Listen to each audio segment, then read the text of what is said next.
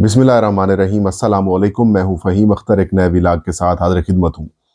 नाज़रीन, पाकिस्तान में आम इंतखाबात के बाद जो कि एक मुतनाज़ा किस्म के नतायज जारी किए गए, अब एक मुतनाज़ा किस्म की जो हुकूमत साजी है उसका सिलसिला मुकम्मल हो चुका है और सिंध पीपल्स पार्टी के पास होगा, बलूचिस्तान जो है वो पीपल्स पार्टी के पास होगा, मुस्लिम लीग नून वहाँ पर हिमायत करेगी, मौलाना फजलुर रहमान को बनाया जा रहा है। इस हवाले से वफाक मुस्लिम लीग नून संभालेगी, MQM साथ होगी, बाकी जमातें भी साथ होंगी, मासवाए नेशनल पार्टी के, BNP मैंगल के और पख्तूनख्वा मिली अवामी पार्टी के, तहरीक इंसाफ के, ये लोग बाहर होंगे।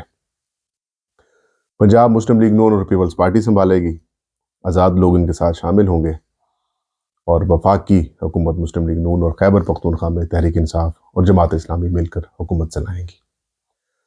खैबर पख्तूनख्वा के लिए तहरीक इंसाफ के बानी चेयरमैन इमरान खान साहब ने अली अमीन गंडापुर का नाम दिया है और जैसे ही ये नाम सामने है उसके बाद चीखो पुकार शुरू हो चुकी है।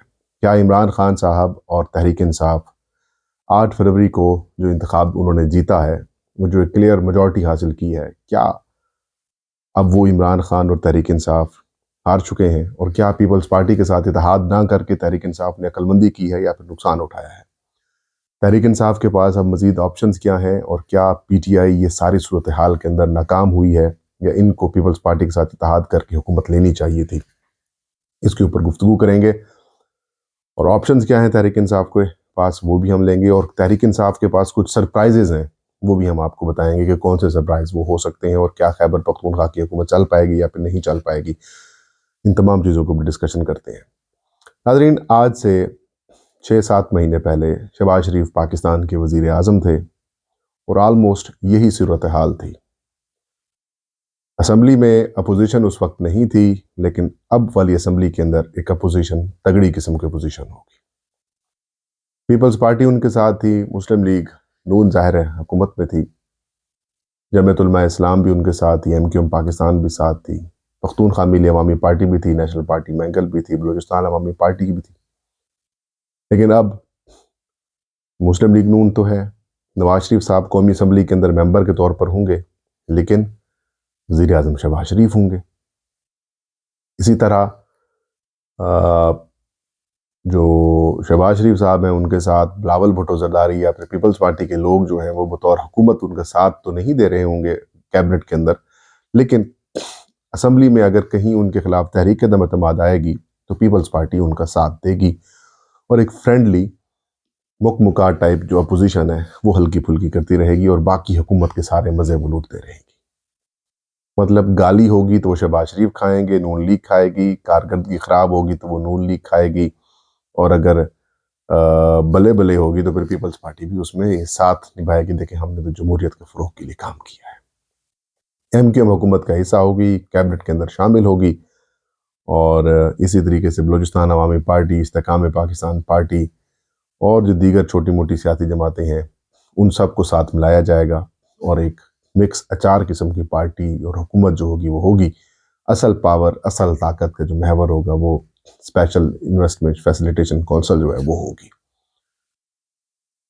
और वैसे भी हमारे जो करता धरता हैं उनको ये बात पसंद नहीं है कि 2/3 मेजॉरिटी वाली कोई जमात जो है या फिर कोई लीडर जो है वो हुकूमत में आए और फिर वो अपनी मर्ज़ी करे और फिर अवामी ख्वाहिशात के ऊपर फैसले करे और किसी और की ख्वाहिश के ऊपर ना चले। यही वजह है कि लाहौर से मुस्लिम लीग नून को जितवाया गया। मियाँ नवाज शरीफ साहब को समझ आ गई थी कि भाई मेरी कहानी अब ख़त्म हो चुकी है, मुझे लोगों ने रिजेक्ट कर दिया है। उसको, मियाँ साहब को शायद हकीकत का इल्म हो चुका है कि भाई अब मेरे पास, मेरे पल्ले कुछ नहीं रहा, मेरा चैप्टर क्लोज हो चुका है, मेरी कहानी ख़त्म हो चुकी है।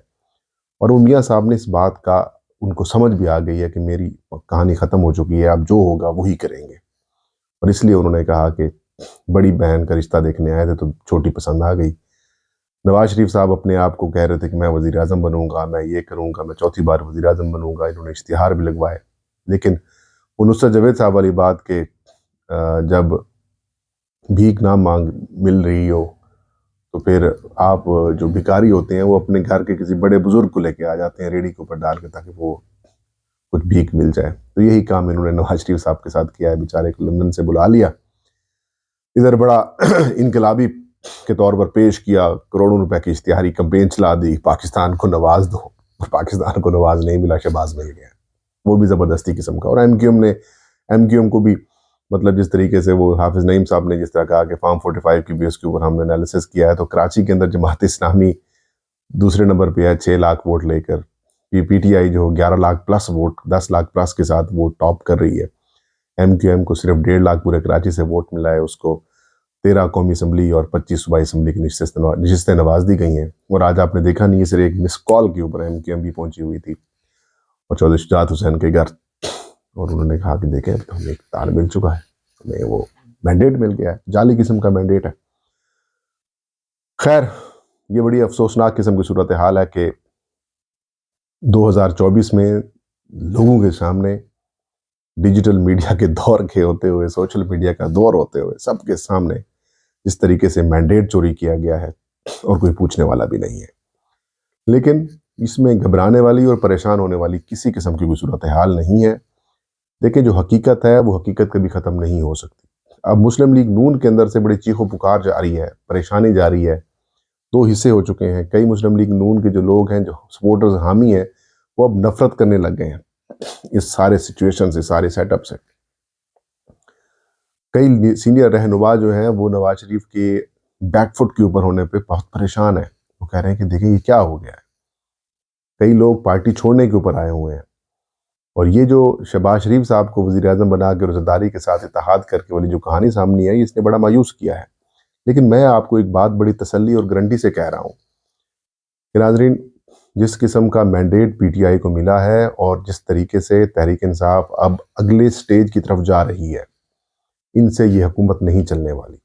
میں گارنٹی سے یہ کہہ رہا ہوں، اگلے 6 سے 8 مہینے کے اندر یہ حکومت جو ہے وہ اپنے پاؤں کے اوپر کھڑی نہیں ہو سکے گی۔ بہت مشکلات کا ان کو سامنا کرنا پڑے گا، بالخصوص اگلے 3 سے 4 مہینے کے اندر بہت ساری جو ان کی نشستیں ہیں یہ ان سے چھن جائیں گی، کیونکہ الیکشن کمیشن آف پاکستان جس طریقے سے ناانصافی اور جس طرح بغض کے اوپر فیصلے کرتا ہوا آیا ہے اور آگے بھی کرتا رہے گا، چیف الیکشن کمشنر سکندر سلطان راجہ صاحب کے ہوتے ہوئے کسی خیر کی توقع تو نہیں ہے۔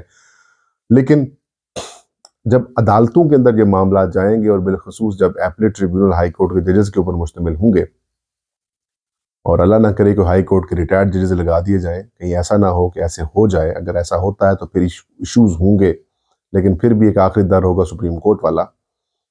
لیکن اگر اس دوران سپریم ہائی کورٹ کے جو ہیں حاضر سروس ججز اگر اپوائنٹ ہو جاتے ہیں الیکشن ٹریبیونل کے اوپر، امکان یہی ہے کہ وہی آئیں گے، تو اس کے بعد ناظرین ان کی جو کہانیاں ہیں وہ ختم ہو جائیں گی۔ یہ آپ کو روزانہ کی بنیاد کے اوپر ڈی سیٹ ہوتے ہوئے دکھائی دیں گے، یہ ہوتا ہوا دکھائی دے گا، اور اس کے بعد ایک بڑی خوفناک قسم کی جو صورتحال ہے وہ میں یہ سمجھ رہا ہوں کہ جماعت اسلامی اور MWM کے ساتھ اتحاد کرنے کے بعد جو ایک لاوا بلوچستان اور اسلام میں پک رہا ہے، جو مینڈیٹ چرانے والا لاوا پک رہا ہے، وہ ان کو لے ڈوبے گا، اور ایک خوفناک قسم کی جو تحریک ہے وہ جنم لینے والی ہے۔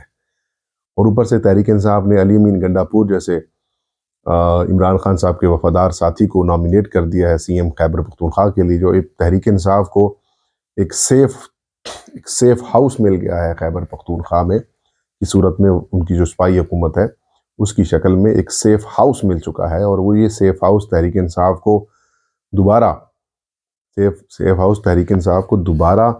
جو ایک سسٹم سے، ایک پاور کوریڈور سے باہر ہوئی ہے PTI، اس کو واپس لانے کے لیے، اور بالخصوص جو عمران خان صاحب کی تحریک ہے حقیقی آزادی کی، اس کو پوٹینشل کرنے کے لیے، اس کو توانا کرنے کے لیے یہ بہت ضروری ہے۔ یہاں پر میں سمجھتا ہوں کہ تحریک انصاف کو اب کسی صورت بھی قومی اسمبلی سے یا پھر صوبائی اسمبلیوں سے ریزائن کرنے کی ہرگز ضرورت نہیں ہے۔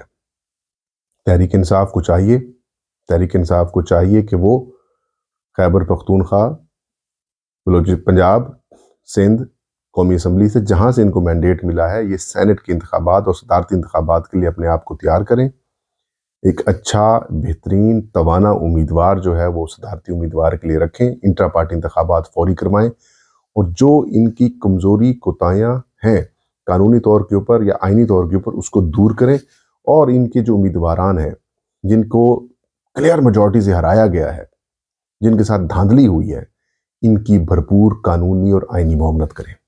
ان تمام امیدواروں کو سپورٹ کریں تاکہ یہ اپنے کیسز جو ٹریبیونلز کے اندر ہیں وہ جا کے لڑیں. سلمان اکرم راجہ صاحب کی آپ معاملت حاصل کر سکتے ہیں. وہ بڑے زبردست وکیل ہیں. میری پرسوں ان کے ساتھ جو ملاقات ہوئی تو وہ بڑے کلیئر تھے. وہ یہ کہہ رہے تھے کہ میں تو نہیں چھوڑوں گا ان کو, یہ تو جنگ ہے. کہتا ہے یہ حق سچ اور جھوٹ کی جنگ ہے. وہ کہتے ہیں میں نہیں چھوڑوں گا چاہے کچھ بھی ہو جائے. ان کو میں سپریم کورٹ تک لے جاؤں گا, میں ان کو ایکسپوز کروں گا. اور یہی وجہ ہے کہ آج خوف زدہ ہو کر الیکشن کمیشن نے ان کا نوٹیفیکیشن جاری کر دیا ان کے خلاف, اون چودھری کا. تو ایک انٹرسٹنگ فیز شروع ہو چکا ہے ناظرین, اور میں یہ سمجھتا ہوں کہ نواز شریف صاحب جو ہیں وہ فارغ ہو چکے ہیں. شہباز شریف کی نامزدگی اور مریم نواز کی بطور سی ایم نامزدگی کے بعد مسلم لیگ نون کے اندر بہت پریشانی ہے. لیکن یہ سیٹ اپ, یہ سسٹم جو ہے وہ اگلے 6 سے 7 مہینے کے اندر تک چلتا ہوا نہیں مجھے دکھائی دے رہا.